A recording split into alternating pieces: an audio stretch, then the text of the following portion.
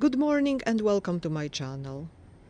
Yesterday I made a video about plants that are adapted to extremely dry conditions, to deserts or semi-deserts where there is no water at all, about stem succulents that through the process of evolution lost their leaves, and where the stem is the photosynthesizing organ as well as the organ that stores water, and plants that look well, about like this cactus. It's a gymnocalcium.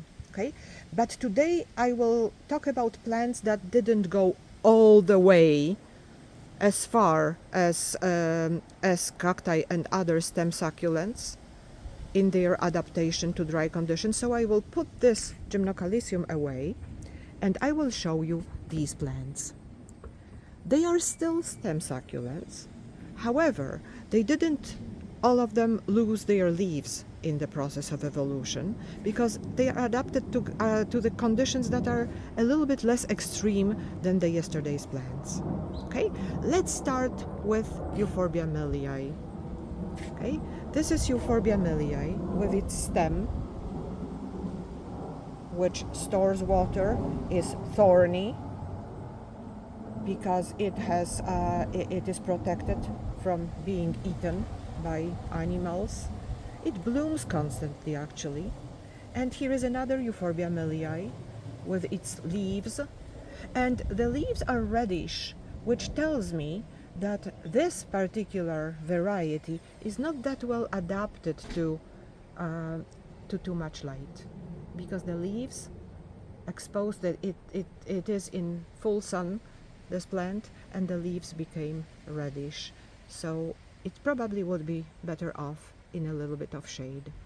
This one, however, it's a variety of the same species, is perfectly happy in full sun.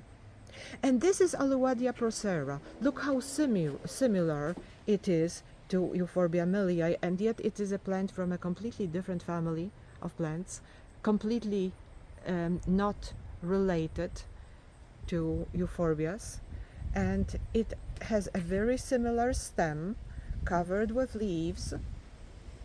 Okay, the leaves are deciduous and they fall and they regrow, and Euphorbia's leaves, they fall too, but they don't regrow.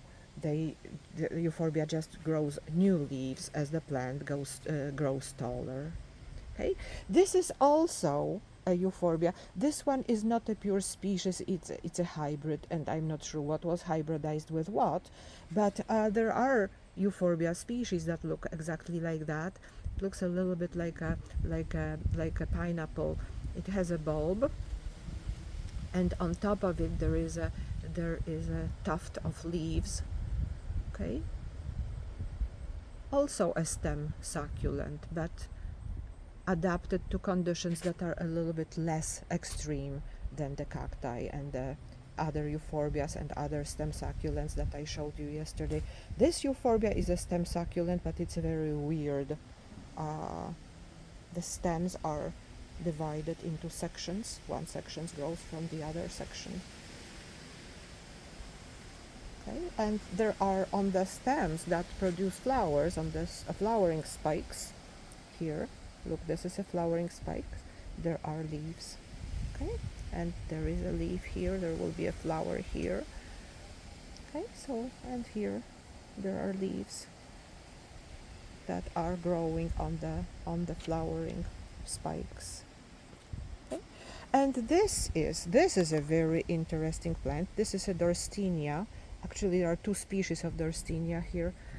Okay, and again, it creates it's called a caudex, thickened stem from which leaves grow, and when it's dry, the leaves get lost, they fall down, and then when there is more water, new leaves grow, and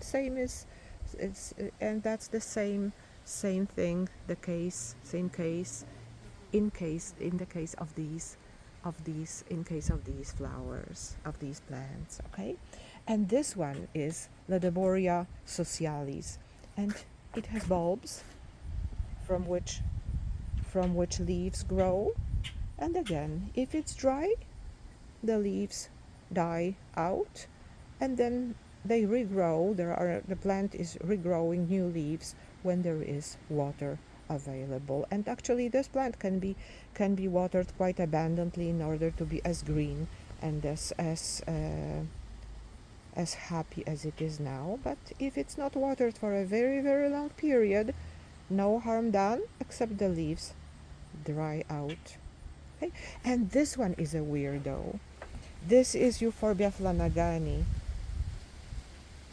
This is Euphorbia flanagani, and look, it is a stem succulent. There is a stem from which grow branches, which are also stems, and the leaves are very, very tiny on it.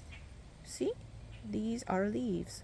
The green parts here are leaves, the green structures.